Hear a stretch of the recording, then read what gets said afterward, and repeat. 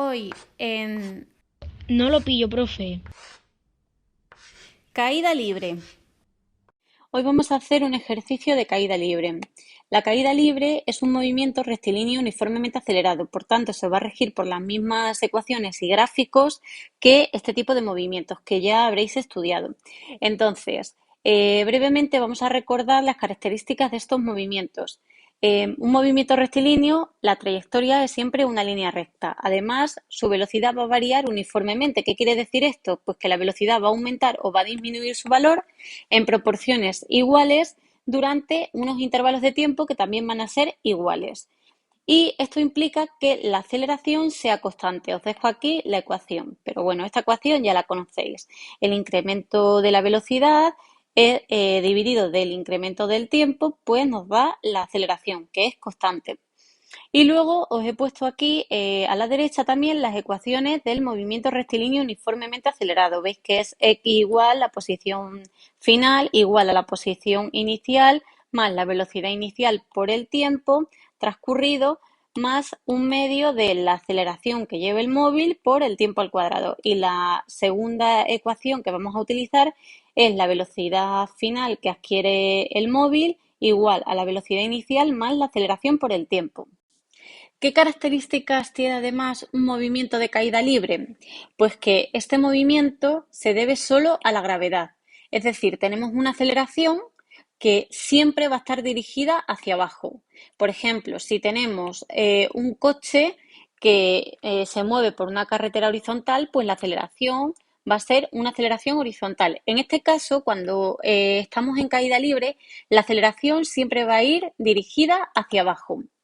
Nosotros siempre vamos a trabajar con alturas pequeñas, con lo cual esa aceleración, que se conoce como aceleración de la gravedad, pues siempre va a valer lo mismo y va a ser 9,8 metros segundo cuadrado. Es decir, en este tipo de problemas nos tenemos ya que saber la aceleración, que siempre va a valer siempre va a tener un mismo valor, que es 9,8 metros segundo cuadrado, ¿vale? En movimiento rectilíneo uniformemente acelerado, en otros problemas que habréis hecho, esa aceleración, por ejemplo, la pedían calcular y iba cambiando dependiendo del problema que nos pusieran. Pero en este caso no, siempre la aceleración va a valer 9,8 metros segundo cuadrado, que es la aceleración de la gravedad. Otra característica es que siempre vamos a dejar caer un objeto desde una altura. Dejar caer significa que no lo lanzo, es decir, la velocidad inicial del objeto va a ser cero. Y bueno, y otra característica es que este objeto no va a encontrar resistencia en el camino, ¿vale? O sea, la única fuerza que va a actuar es la fuerza de la gravedad y se acabó. Diferencias, bueno, entre las ecuaciones son simples puntualizaciones. Entonces, en el movimiento rectilíneo uniformemente acelerado habréis estudiado esta ecuación con la X, ¿vale? Como en la caída libre lo que vamos a tener es un movimiento vertical, pues en lugar de X vamos a trabajar con el eje Y, pues vamos a poner Y, X sub 0, Y sub 0, ¿vale? Y luego, en lugar de aceleración, pues vamos a simplemente cambiar esa aceleración por la letra G, ¿vale? Indicando que la aceleración que está dirigida hacia abajo es la aceleración de la gravedad, como os he comentado antes. Con lo cual, comprobáis que no tenéis que aprender más ecuaciones. Las ecuaciones son las mismas porque estamos hablando del mismo movimiento, es un movimiento rectilíneo uniformemente acelerado, pero tiene pequeñas puntualizaciones. Es decir, ya no me voy a mover horizontalmente, me voy a mover siempre verticalmente. De ahí que cambiemos esta X por esta Y y la aceleración, sabemos que es la aceleración de la gravedad que tiene un valor fijo, porque estamos trabajando a alturas pequeñas y es 9,8 metros segundo cuadrado. Y en lugar de poner esta A, pues ponemos esta G y se acabó. Pero las ecuaciones son las mismas. Ahora bien, por ser un movimiento de caída libre, hay datos que los enunciados no nos van a dar. Es decir, en cuanto leamos un enunciado en el que nos dicen se deja caer, ya hay datos que en nuestra cabeza tienen que estar presentes. ¿Como cuáles? Pues como la velocidad inicial y la posición final del objeto. Como os he dicho antes, el objeto se deja caer, no se lanza. Esto quiere decir que la velocidad inicial va a ser cero. ¿Desde dónde lo dejamos caer? Pues desde una posición inicial que no conocemos. O bien nos la va a dar el problema o bien nos la va a pedir. ¿Vale? Entonces, esto va a ir cayendo y va a llegar a una posición final. Es decir, en este caso, nuestro sistema de referencia va a ser el suelo. Cuando llegue a la posición final, esa posición final vamos a decir que es cero. ¿Por qué? Porque estamos en el suelo. Y va a llegar con una velocidad final. Esta velocidad que nos van a pedir los problemas es la velocidad que se alcanza justo antes del choque. Entonces, evidentemente, cuando se estampa contra el suelo, pues la velocidad es cero, está parado, ¿vale? Entonces, esa velocidad es siempre justo antes de que el objeto choque con el suelo, o sea, se pare. Entonces, ¿qué cosas tenemos también que tener en cuenta? Si veis, en verde os he dibujado los ejes. Entonces, este eje, que es el I, ¿vale? Pues sabéis que cuando hacemos una escala empezamos diciendo que esto vale 0, 1, 2, 3, 4, es decir, decimos siempre que hacia arriba el eje es positivo. De tal manera que vamos a seguir manteniendo este sistema de referencia diciendo que todo lo que va hacia arriba es positivo, pero claro, ahora todo lo que va hacia abajo es negativo. Entonces, lo que sí que tenemos también que tener claro es que la velocidad final que vamos a calcular, como el objeto se mueve hacia abajo y acabamos de decir que todo lo que va hacia abajo es negativo, pues esa velocidad final va a ser negativa. Y otra cosa también que nos tiene que quedar clara es que partimos de una velocidad porque dejábamos caer el objeto de cero y conforme va cayendo, pues va a ir aumentando la velocidad. Esto en física significa que cuando aumenta la velocidad, pues hay una aceleración, que es la aceleración de la gravedad. Como esta aceleración también va hacia abajo, y hemos dicho que el eje era todo lo que va hacia arriba positivo, todo lo que va hacia abajo negativo, pues esta aceleración también va a ser siempre negativa, menos 9,8 metros segundo cuadrado. Es decir, recapitulando, cosas que tenemos que saber, pues que la velocidad inicial siempre es cero y que la posición final es cero. Cosas que nos pueden preguntar en los problemas, pues la posición inicial del objeto o la velocidad final que alcanza el objeto justo antes del choque.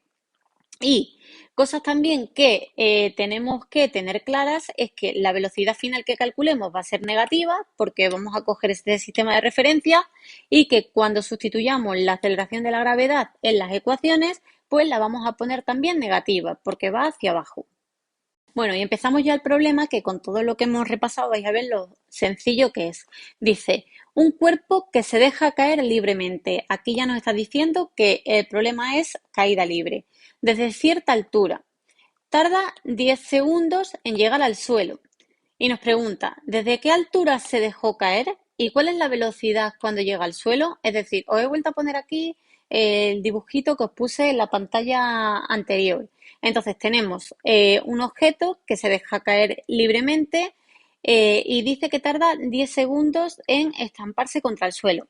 Nos pide la altura desde la que se dejó caer y la velocidad con la que llega al suelo. ¿Vale? Entonces ya sabéis que los datos, ahí veis que no nos dan los datos que os decía que nos tenemos que saber, pues que no los tenemos que saber y no hay más. Entonces los datos de los que partimos son que la velocidad inicial, como lo dejo caer libremente, pues es cero. La posición final, como el suelo va a ser mi sistema de referencia, pues es cero. El tiempo que tarda en hacer ese recorrido es 10 segundos, nos lo dice el enunciado. Y otro dato que tengo que saber es la aceleración de la gravedad, que vale 9,8 metros segundo cuadrado. Incógnitas, pues nos dice que calculemos la altura desde la que se dejó caer, es decir, la I inicial, y también nos pide la velocidad cuando llega al suelo, es decir, la V final, esta velocidad que alcanzábamos justo antes del choque. ¿Vale? Lo siguiente que hacemos una vez que ponemos los datos, ya sabéis que es poner las ecuaciones. Ponemos las ecuaciones del movimiento rectilíneo uniformemente acelerado con esas pequeñas modificaciones que hicimos de cambiar la X por la Y y la aceleración por la G. Bueno, pues empezamos con el primer apartado que decía desde qué altura se dejó caer. Vemos nuestras ecuaciones y vemos que la primera es donde sale la altura. ¿vale? Entonces vamos a ver si tenemos todos los datos para poder llegar al resultado. Nos dice desde qué altura se dejó caer, pues vemos la I, que sería la I final, que sabemos que es 0 metros. La I inicial, que sería la posición inicial del objeto, que es precisamente lo que nos pide el problema. La velocidad inicial sabemos que es 0 metros. O sea que vamos a tener aquí 0 por el tiempo, que es 10 segundos, que también lo tengo. Vale, con lo cual no tengo problema. Y luego tengo en el siguiente término un medio por g. La g también es un dato conocido y el tiempo es otro dato conocido, como hemos dicho. Con lo cual vamos a empezar por ese apartado y lo único que vamos a hacer es ir sustituyendo.